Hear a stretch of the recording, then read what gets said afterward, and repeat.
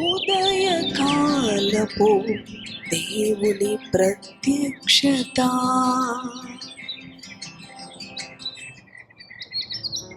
Praise the Lord. దేవునికి స్తోత్రం.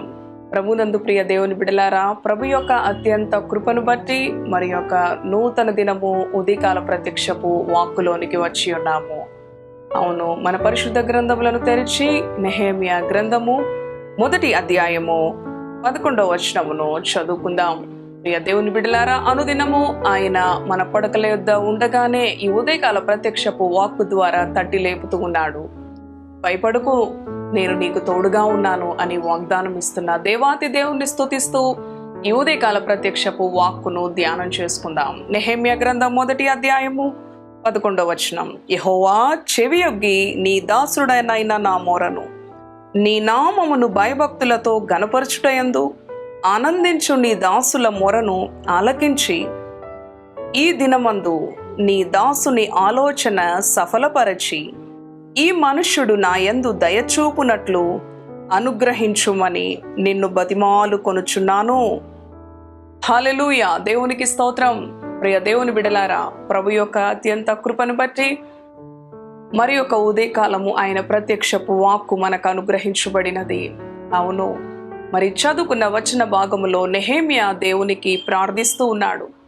నీ దాసుల మొరను, నిన్ను గణపరచుటలో, నిన్ను ప్రార్థించుటలో, నిన్ను మహిమపరచుటలో ఆనందించే నీవు నీ దాసుల మొరను ఆలకించే దేవా అని దేవుని యొక్క కరుణను, ఆయన సహాయమును, అవును ప్రియ దేవుని బిడలారా, కోరుకుంటూ ఉన్నాడు నెహెమ్యా. ఎంతో ఉన్నత అధికారములో ఉన్నప్పటికీ కూడా కొన్ని సందర్భాలలో దేవుని యొక్క అనుగ్రహము ఉంటేనే, అవును, మనుషుల దయను కూడా మనము సంపాదించుకుంటాం. అవును ప్రియ దేవుని బిడలారా, దేవుని దయందును మనుషుల దయందును మనము వర్ధిల్లాలి. మరి ఈ మనుషుడు దయచూపునట్లు, నాపై మరి దయచూపునట్లు నీవే అనుగ్రహించు, నీ కృపను, నీ సహాయమును నాకు అనుగ్రహించు అని దేవునికి మొరపెట్టుకునే అనుభవం చూస్తూ ఉన్నాం. ఈ దినమందు నీ దాసుని ఆలోచన సఫలపరిచి ఈ మనుష్యుడు నా యందు దయచూపునట్లు అనుగ్రహించమని నిన్ను బతిమాలు కొనుచున్నాను అంటూ ఉన్నాడు. ఈ దినమందు, ఈ ఉదయకాలం, ఈ దినమందు నీవు కూడా ఏ మనిషి విషయంలో మరి నీ పట్ల దయను, మంచి మరి మనస్సును, అవును ప్రియ దేవుని బిడలారా, ఈ ఉదయకాలము ఏ వ్యక్తిని నీవు కలవడానికి వెళ్ళబోతూ ఉన్నావు? ఏ మనిషి యొక్క దయ నీకు కావలసి ఉన్నది? ఏ మనిషి యొక్క అవసరత నీకు కావలసి ఉన్నది? అది ఏదైనప్పటికీ కూడా ముందుగా దేవుని సన్నిధిలో ప్రార్థించి ప్రభువుని గణపరిచి ప్రభు యొక్క అనుగ్రహాన్ని పొందుకున్న తదనంతరం ప్రభు యొక్క కృప నీకు మెండుగా లభించి నీకు ముందుగా ఆయన తన దూతనంపించి ఆ హృదయాలను, అవును, వారు ఎవరైనప్పటికీ, వారు అన్యులైనప్పటికీ, వారు కఠినులైనప్పటికీ, మరి వారు ఏ పరిస్థితిలో ఉన్నప్పటికీ కూడా ప్రభు నీ విషయంలో వారి పట్ల దయ కలిగించే దేవుడుగా ఉంటాడు. అందుకే నెహెమ్యా మరి ఎంతో ప్రార్థనతో, సిద్ధపాటుతో తన పట్ల దయ చూపే విధంగా రాజు, ఈ హర్తహషస్త రాజు 2వ అధ్యాయంలో చూస్తాం. చూడండి, 2వ అధ్యాయం 1వ వచనంలో ఉంటుంది కదా. మరి 2వ వచనం చదువుకుందాం. కాగా రాజు, నీకు వ్యాధి లేదు కదా, నీ ముఖము విచారముగా ఉన్నదేమి? నీ హృదయ దుఃఖము చేతనే, నీ హృదయ దుఃఖము చేతనే అది కలిగినదని నాతో అనగా నేను మిగుల భయపడి రాజు చిరంజీవి అగునుగాక. చూసారా ప్రియ దేవుని బిడలారా, ముందుగా ప్రార్థనతో సిద్ధపడి దేవుని అనుగ్రహాన్ని పొందుకొని మరి సంసిద్ధతతో వెళ్ళిన నెహెమ్యా జీవితములో హర్తహషస్త రాజు హృదయ అంతరంగాన్ని ప్రభు కదిలించాడు. తన భక్తునికి ముందుగా తన దూత నంపించి ఆ అన్యుడైన ఆ రాజు యొక్క హృదయం నెహెమ్యా వైపునకు, అతని చూపు, అతని ఆలోచన నెహెమ్యా ముఖము వైపునకు, అవును కదా, నీకు ఏమీ వ్యాధి లేదు, ఎందుకు నీవు ఈ రోజున ఈ విధంగా ఉన్నావు, విచారంగా ఉన్నావేమిటి, నీ కొరత ఏమిటి, నీ అక్కర ఏంటి, నీ అవసరత ఏంటి, నేనేం చేయగలను నీ కొరకు అని మరి రాజు తనంతటకు తానే నెహెమ్యా అడగక ముందే, అవును ప్రియ దేవుని బిడలారా, మన ప్రభు యొక్క కృప, మన ప్రభు యొక్క గొప్ప సహాయము ఎంతో మరి ఆశ్చర్యాన్ని మనకి కలిగిస్తూ ఉంటుంది. నువ్వు చేయవలసినది ఒకటే, నెహెమ్యా వలె చదువుకున్నాం కదా, యెహోవా చెవియొగ్గి నీ దాసుడనైన నా మొరను నీ నామమును భయభక్తులతో ఘనపరచుటయందు ఆనందించు, నీ దాసుల మొరను ఆలకించి. చూసారా, దేవుని నామమును మనము భయభక్తులతో ఘనపరచాలి. భక్తి శ్రద్ధలతో ఆయనను ఘనపరుస్తూ ఉన్నావా? చాలా మంది ఉదయకాలము పడకల యొద్ద లేవరు, మంచం పైనే ఉండి ప్రభుని ఆరాధిస్తూ ఉంటారు.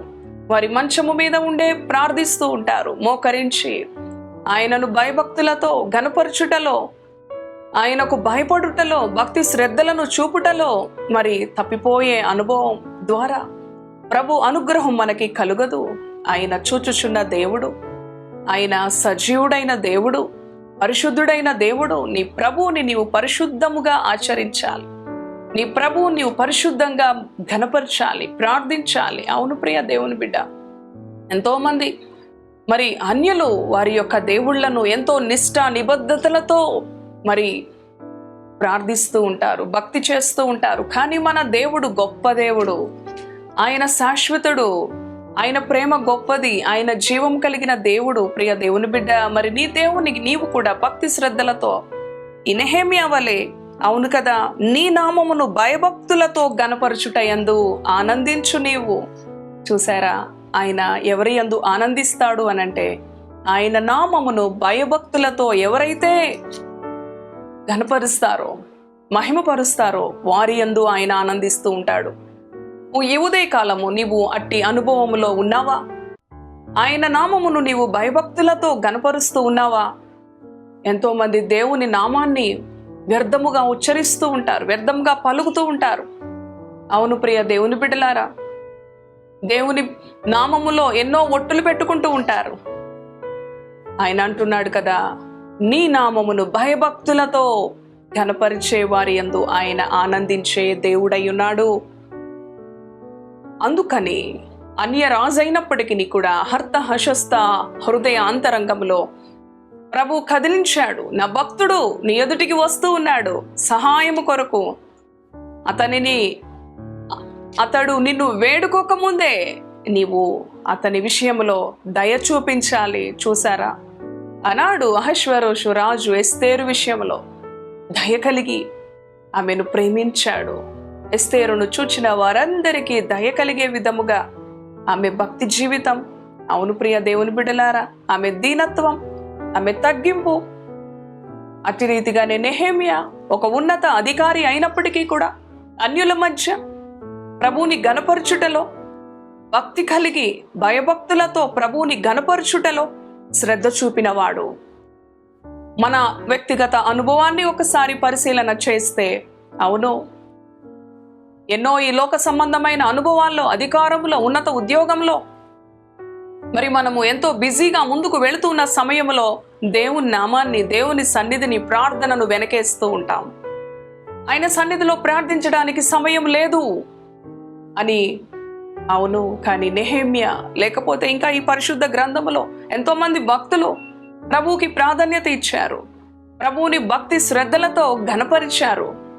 అటువంటి అనుభవం నీవు కూడా కలిగి ఉంటే, ఈ ఉదయకాలం ఏ ఇంటర్వ్యూ నువ్వు అటెండ్ అవ్వాల్సి వచ్చినా, ఏ ఉన్నతాధికారిని కలవాల్సి వచ్చినా, ఏ మనుషుని కలవాల్సి వచ్చినా, అవును ప్రియ దేవుని బిడ్డ, ఆ మనిషి నీ పట్ల దయ చూపించే విధంగా ప్రభువు నీకు అనుగ్రహాన్ని చూపిస్తూ ఉంటాడు.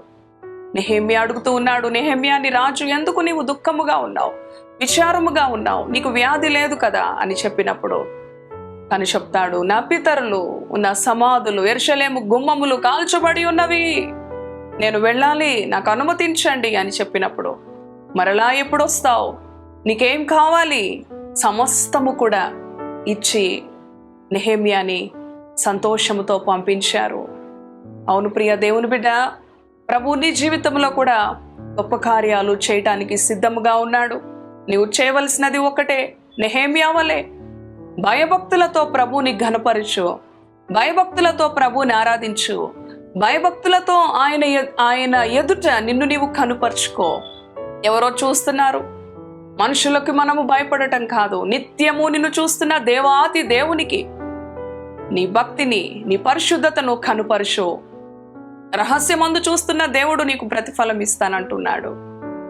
ఎంతోమంది సమాజ మందిరములో మూలల్లో ఒకళ్ళు వేసి ప్రార్థిస్తూ ఉంటారు వారి భక్తిని కనుపరుచుకోవడానికి. ప్రభు ఆ భక్తిని ఇష్టపడడు. ఆయన భక్తి శ్రద్ధలతో భయభక్తులతో ఆయనను గనపరిచే బిడ్డలను ఆయన దృష్టిస్తాడు. వారి పట్ల ఎదుటి వ్యక్తికి అతని ఎంత కఠిన హృదయుడైనా నీ విషయంలో జాలి చూపించే విధముగా, అనుగ్రహం చూపించే విధముగా. అవును ప్రియ సహోదరి సహోదరుడా, అవును ప్రభువా, నీ యందు భయభక్తులు కలిగి నిన్ను ఘనపరచుటలో నన్ను బలపరచు. ఈ మనుషుడు నా యందు దయ చూపునట్లు ఈ దినము నాకు సహాయం చేయని ప్రార్థించాడు. అటు రీతిగానే నీవు కూడా ఈ దినము ఏ మనుషుని విషయంలో దయను సంపాదించుకోవాలని మరి ఆశ కలిగి ఉన్నావు. ఆయన నీ పనులన్నీ కూడా సఫలం చేసే దేవుడు. నువ్వు వెళ్ళు మార్గములలో ఆయన నీకు తోడుగా వచ్చి నీవు తలపెట్టే ప్రతి పనిని కూడా ప్రభువు నీకు సక్సెస్గా అన్ని విషయాల్లో సహాయం చేసే దేవుడు ప్రియ దేవుని బిడ్డ. కాబట్టి ఏ విషయాన్ని బట్టి అధైర్యపడక, భయపడక, కృంగిపోక, ఏ ఉన్నతాధికారిని కలవాల్సి వచ్చినా, ఏ వ్యక్తిని కలవాల్సి వచ్చినా భయపడకుండా భయభక్తులతో ప్రభువుని ఘనపరచు. ప్రభు సహాయాన్ని కోరు. నీకు ముందుగా ఆయన దూతను పంపించి నీ యొక్క విషయములో ఏదైతే నీవు మరి అవసరత, ఏదైతే ఆశ, అవును వారి హృదయాంతరంగాన్ని కదిలించి నీ విషయంలో ప్రభు కార్యం చేయబోతూ ఉన్నాడు. కాబట్టి నిబ్బరం కలిగి సంతోషముతో, సమాధానముతో, అవును ప్రభువా, భయభక్తులతో నిన్ను గనపరిచే అధన్యకరమైన జీవితమును నాకు అనుగ్రహించు అని దేవుని దయకు మనము అప్పగించుకొని ప్రార్థన చేసుకుందాం. తలలు వంచండి. పరిశుద్ధుడా, కృప కలిగిన తండ్రి, నీ పరిశుద్ధ నామానికి వందనాలు. అవును ప్రభువా, ఈ ఉదయకాల ప్రత్యక్షపు వాక్కు ద్వారా నీ బిడలను దర్శించావు. ఆనాడు నెహెమ్యా తన పితరుల యొక్క సమాధులు యెరూషలేము గుమ్మములు కాల్చబడి ఉండగా దుఃఖము చేత, కన్నీటి చేత, ప్రార్థన చేత, తండ్రి ఈ మనుషుడు నా యందు దయ చూపునట్లు అని ప్రార్థిస్తూ ఉన్నాడు. అటు రీతిగానే భక్తి కలిగి భయభక్తులతో నిన్ను ఘనపరిచే విధముగా ప్రార్థించాడు. నిన్ను మహిమపరిచే విధంగా ప్రార్థించాడు.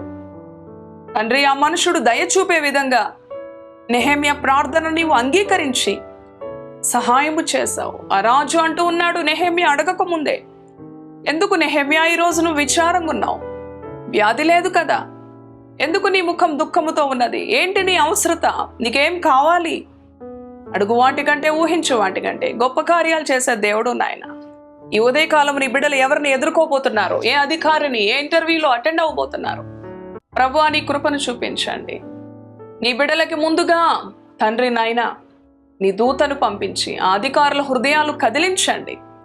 నీ బిడ్డలు అడుగుపెట్టు ప్రతి స్థలమును నాయనా నీ బిడ్డలకి అనుకూలముగా మీరు మార్చండి. అవును ప్రభువా, ఒకరి ప్రవర్తన యెహోవాకు ప్రీతికరముగా ఉన్నప్పుడు శత్రువులను సహా మిత్రులుగా చేస్తానని వాగ్దానం ఇచ్చావు. నీ ఎదుట నీ బిడ్డల ప్రవర్తన ప్రీతికరముగా, యోగ్యముగా, నిన్ను ఘనపరచుటలో, నిన్ను మహిమపరచుటలో భక్తి శ్రద్ధలు కలిగిన బిడ్డలుగా నీ బిడ్డలను దీవించమని, ఆశీర్వదించమని, ధైర్యమును, నెమ్మదిని, సమాధానమును, సంతోషమును సమృద్ధిగా నీ బిడ్డలకు అనుగ్రహించమని, ఆయురారోగ్యాలతో నీ బిడ్డలను తృప్తిపరచమని, ఈ దినమంతటికి కావలసిన నీ కృపను నీ బిడ్డలకి మెండుగా అనుగ్రహించమని యేసు పరిశుద్ధ నామంలో స్తుతించి ప్రార్థిస్తున్నాను తండ్రి. ఆమేన్, ఆమేన్. Praise the Lord. God bless you.